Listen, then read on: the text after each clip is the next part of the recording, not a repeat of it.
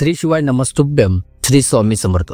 बघतो एक प्रश्न विचारण्यात आला होता, तो आपल्या युट्यूब चॅनलच्या कमेंटमध्ये होता की नवरात्रीची जी घटस्थापना आहे नेमके हे घट कधी उठवावे, अष्टमीला उठवावे, नवमीला उठवावेत की दसऱ्याला म्हणजे विजयादशमीला उठवावे. याबरोबरच ज्यांना उपवास आहे नवरात्रीचे हे उपवास कधी सोडले पाहिजेत, अष्टमीला, नवमीला की दसऱ्याला, तर याविषयी आज आपण सविस्तर माहिती पाहूया. पहिल्या काही प्रथा सुद्धा बघूयात. माहिती तर मी देतच आहे, पण काही प्रथा बघू. उपवास सोडण्याच्या बाबतीमध्ये जर म्हणाल तर आमच्या सिंदखेड पट्ट्यामध्ये, ज्यामध्ये देळगाव, किनगाव, मेहुणा, आडगाव, सिंदखेड, त्यांच्या आजूबाजूची खेडे यांचा समावेश होतो. इथल्या बहुसंख्य खेड्यांमध्ये 7व्या माळेला उपवास सोडण्याची पद्धत आहे. खरं पाहता हे योग्य आहे की अयोग्य याबद्दल आपण पुढे बोलूयात. परंतु 7व्या माळेला जगदंबेला नैवेद्य वगैरे अर्पण करतात आणि 7व्या माळेच्या दुपारीच सर्व महिला किंवा पुरुष ज्यांना नवरात्रीचे उपवास असतात ते उपवास वगैरे सोडून देतात आणि दुसऱ्या दिवशी अष्टमीला घट उठवतात. ही पद्धत आहे. फक्त काही भागांमध्ये मी पाहिलं आहे की अष्टमीच्या दिवशीच उपवास सोडला जातो. अष्टमीचा होम हवन होतो. होम हवन झाला की नैवेद्य दाखवतात आणि उपवास सोडतात आणि अष्टमीला दुपारी किंवा अष्टमीच्या रात्री त्या ठिकाणी घट हलवतात. काही ठिकाणी ते विजयादशमीला म्हणजे दसऱ्या दिवशी हलवतात. तर नेमकी योग्य पद्धत कुठली, आपण कुठल्या दिवशी उपवास सोडला पाहिजे, घट नेमका कधी हलवला पाहिजे आणि याला काही शास्त्र आहे का, तर ते सुद्धा आपण आज पाहूया. बघा, आपण उपवास सोडले पाहिजे ते म्हणजे महानवमीच्या रात्री. रिपीट करतोय, आपण उपवास सोडले पाहिजे ते म्हणजे महानवमीच्या रात्रीच. जर आपण 7व्या माळेला उपवास सोडले किंवा अष्टमीला म्हणजे 8व्या माळेला उपवास सोडले तर महानवमीचा उपवास घडत नाही आणि महानवमीचा उपवास हा विशेषतः महत्वाचा मानण्यात आलेला आहे. आता हे सर्व जाऊ द्या, धर्म, ग्रंथ, पुस्तक सर्व सोडून द्या. साधी आपली दिनदर्शिका बघा. दिनदर्शिका म्हणजे कॅलेंडर बघा. तर यात आपलं कालनिर्णय असो, महालक्ष्मी असो, तुमचं कुठलंही म्हणा असं कुठलंही कॅलेंडर असो, पण त्या मराठी कॅलेंडर मध्ये किंवा दिनदर्शिकेमध्ये दिलेलं असतं की नवमी तिथीला महानवमी उपवास आणि देवीला बलिदान म्हणजे या दिवशी तुमचा उपवास घडला पाहिजे असं धर्मशास्त्र आहे. मग जे 7व्या माळेला उपवास सोडतात तेही धर्मशास्त्राच्या दृष्टीने चुकीचंच घडतंय. जे अष्टमीच्या दिवशी उपवास सोडत आहे ते सुद्धा धर्मशास्त्रीय दृष्ट्या चुकीचं घडतंय. अष्टमीच्या दिवशी उपवास न सोडता ते आपण नवमीला सोडावे आणि नवमीच्या रात्री सोडावे. संध्याकाळी 7 वाजेनंतर किंवा 6 वाजल्यानंतर म्हणजे साधारणतः गोरज मुहूर्त पार पडला की त्यानंतर संध्याकाळच्या वेळेमध्ये आपण ते सोडू शकतो. आता बरेच जण म्हणतील की देवीची होम हवन जो आहे तो अष्टमीला होतो आणि देवीचा होम हवन होत असताना त्या हवनामध्ये नैवेद्य वगैरे टाकले जातात. आता एक बाजू मी अशी ऐकली की एक व्यक्ती सांगत होते की देवीला 9 दिवस उपवास असतो आणि होमामध्ये नैवेद्य वगैरे टाकला की देवीचा उपवास सुटतो, त्यामुळे आपला उपवास अष्टमीला सुटायला पाहिजे. होमात नैवेद्य टाकला म्हणजे देवीचे पोट भरलं, देवीचे उपवास सोडला, मग आपणही जेवलं पाहिजे. तर मी त्या काकांना जे उत्तर दिलं होतं तेच उत्तर मी इथे देतोय.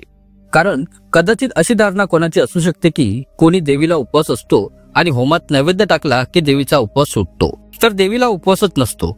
बघतो हे वारंवार मी प्रत्येक व्हिडिओमध्ये बोलत आलेलो आहे. 3.5 शक्तीपीठ, तुळजापूर, माहूर, कोल्हापूर आणि सप्तशृंगगड आणि इतरही देवीची मोठी प्रचलित शक्तीपीठ किंवा शक्तीस्थळ या ठिकाणी देवीला नित्य पुरणपोळीचा, भाजी भाकरीचा जो असेल तो रेग्युलर नैवेद्य सुरूच असतो. देवीला कधीही नैवेद्य बंद राहत नाही. 365 दिवस देवीला नैवेद्य चालूच असतो. आता अष्टमीच्या दिवशी होमामध्ये नैवेद्य टाकतो तर ही आपली पद्धत झाली. होमामध्ये नैवेद्य अर्पण करावाच लागतो, कारण आपण ज्या गोष्टी होमामध्ये अर्पण करतो त्या व्यमाद्वारे थेट जगदंबेपर्यंत पोहोचतात अशी मान्यता आहे. म्हणजेच होमामधून निघणारा धूर, आकाशामध्ये जो होमाचा धूर जातो त्याला व्यम असे म्हणतात. तर आपण जे जे अर्पण करतो मग होमामध्ये नैवेद्यच काय, तर होमामध्ये तिथे हिरव्या बांगड्या सुद्धा अर्पण केल्या जातात, ओटी अर्पण केली जाते, 9 वारी किंवा 6 वारी साडी सुद्धा अर्पण केली जाते. कारण ह्या वस्तू थेट होमात अर्पण केल्यामुळे देवीपर्यंत पोहोचतात असं मानण्यात येतं.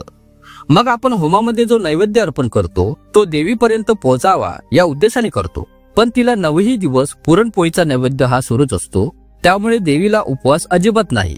मग जर तिला उपवासच नाही तर मग अष्टमीच्या दिवशी ती उपवास नेमकी सोडेल तरी कशी. बघतो हे भावना ग्रामीण भागांमध्ये पूर्वीच्या काळामध्ये फारसं धर्मशास्त्राचं ज्ञान कोणाला राहत नसे. एखाद्या पुरोहित पंडिताला असेल तर इतर ते राखून ठेवत असत. सर्वसामान्यांपर्यंत फारशा माहितीचा प्रसार होत नसे, त्यामुळे बऱ्याचशा अवास्तव प्रथा आणि परंपरा ह्या पाळल्या गेल्या.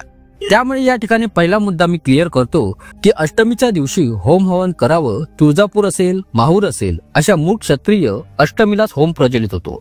पण त्याची पूर्णता केव्हा होते तर ती नवमीला पूर्ण होते.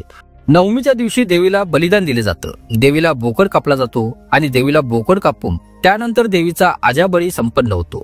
आता ही जी आजाबळीची प्रथा आहे ही कुठे कुठे आहे तर बघा, तुळजापूरच्या तुळजाभवानीचा आजाबळी असतो. नवमी अष्टमीला होम पेटवला जातो आणि नवमीला बोकड कापून होमाची समाप्ती होते.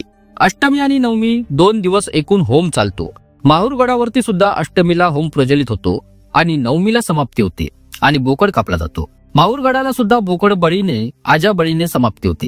सप्तशृंगी गडावर सुद्धा अष्टमीला होम प्रज्वलित होतो आणि नवमीला बकरा बळी किंवा बोकड बळी दिला जातो आणि होमाची समाप्ती होते. तर कोल्हापूर क्षेत्रामध्ये अष्टमी नवमीच्या दिवशी बळी जो असतो तो होमाचा वेगळा, परंतु पंचमीच्या दिवशी ललिता पंचमीच्या दिवशी कुष्मांडाचा बळी आणि कोहळ्याचा बळी देण्यात येतो. परंतु कोल्हापूरच्या महालक्ष्मीच्या नावाने आणि तुळजापूरच्या अंबाबाईच्या नावाने कोल्हापूर महालक्ष्मी लगतच्या भवानी मंडपामध्ये त्या ठिकाणी आजाबळी म्हणजे बोकड बळी होतो. जरी तो महालक्ष्मीच्या मंदिरात होत नसला तरी भवानी मंडपामध्ये अंबाबाईच्या नावाने होतो. तर इथे सांगण्याचा उद्देश काय आहे, आता इथे बोकड शब्द यासाठी मी नोट करतोय की तिथे प्रथा बोकड बळीची आहे. बोकड बळीला पर्याय कोहळा बळी सुद्धा आहे. आपण कोहळा कापू शकतो, कोहळ्याचा बळी द्यावा. नारळ फोडून त्याचा सुद्धा बळी दिलेला चालतो. जिथे कोहळा सुद्धा नसेल, नारळ सुद्धा नसेल, तिथे आपण एखादं डाळिंब कापून त्याचा बळी देऊ शकतो. जिथे काहीच शक्य नसेल तिथे साधं एक लिंबू जरी कापून बळी दिला तरी सुद्धा चालतो. आणि हो, त्यातल्या त्यात एक तोडगा सांगतोय की बऱ्याच ठिकाणी स्वतःच्या अनामिकेचा रक्त काढतात. करंगळीच्या जवळचं जे बोट आहे या बोटाला टाचणी टोचून रक्त काढतात आणि एक थेंब रक्ताचं बोट हवन कुंडाला लावतात.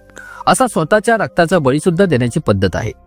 काही तांत्रिक विधींमध्ये मग तुम्ही बळी कशाचाही द्या, लिंबाचा द्या, कुष्मांडाचा द्या, नारळाचा द्या, कोहळ्याचा द्या, स्वतःच्या रक्ताचा थेंब लावा किंवा जी तुमची पद्धत असेल त्यानुसार करा. परंतु बळी आणि ही संपूर्ण कृती ही नवमीच्याच दिवशी होते. त्यामुळे नवरात्रीची खरी घटस्थापना उठली पाहिजे ते म्हणजे महानवमीला आणि उपवास सुद्धा सुटले पाहिजेत ते म्हणजे महानवमीला. आता काही जण म्हणतात की आम्ही दसऱ्याला घट उठवतो किंवा दसऱ्याला उपवास सोडतो. त्याचं कारण असं सांगितलं जातं की नवरात्रीचे 9 दिवस पूर्ण झाले पाहिजे म्हणून आम्ही 10व्या दिवशी दसऱ्यालाच करतो. पण हे चुकीचं आहे. जाणीवपूर्वक सांगतो, दसऱ्याच्या दिवशी घट उठवणं किंवा दसऱ्याच्या दिवशी उपवास सोडणं चुकीचं का आहे? कारण शब्द आहे नवरात्र व्रत किंवा नवरात्री व्रत उपवास. आता नवरात्रीचा व्रत किंवा नवरात्रीचं उद्यापन, नवरात्रीचा उपवास ही जी काही शब्दाची व्याख्या ती 9 या आकड्याभोवती फिरते. म्हणजे 9 दिवसातच ते असावं. नवरात्रीचे 9 दिवस, नवरात्रीचे 9 माळी म्हणतात ना. नवरात्रीचे घटी, 9 ज्वारी, 9 दिवारी, दीप, गहू, निर्वाणीचे पारणे. 9 म्हणजे 9 आकड्याला अतिशय जास्त महत्व आलेलं आहे. निर्वाणीचे उपवास असतात हे 9 दिवसाचे, मग ते 9 दिवसांमध्ये संपले पाहिजेत. 9 दिवसाचा उपवास जर आपण 10व्या दिवसावर नेला तर मग ते नवरात्री नव्हे दशरात्री होतील. किंवा उपवास त्या ठिकाणी दसऱ्याला जर सोडला तर त्या ठिकाणी 10वा दिवस सुरू होतो. त्यामुळे धर्मशास्त्रानुसार नवरात्रीची जी घटस्थापना आहे तीच उद्यापन म्हणजे ते विसर्जन नवमीलाच व्हायला पाहिजे. नवमीच्या दिवशी घट उठले पाहिजेत आणि दसऱ्याच्या दिवशी म्हणजे विजयादशमीच्या दिवशी जे मातीच्या धान्यामध्ये उगवलेले पेर असतात किंवा जे नवीन अंकुर आलेले असतात धान्याचे, आपण ज्याला धान्य पेरणं असे म्हणतो, ते नवीन अंकुरांना तोडून ते देवघराला अर्पण करण्याची पद्धत आहे.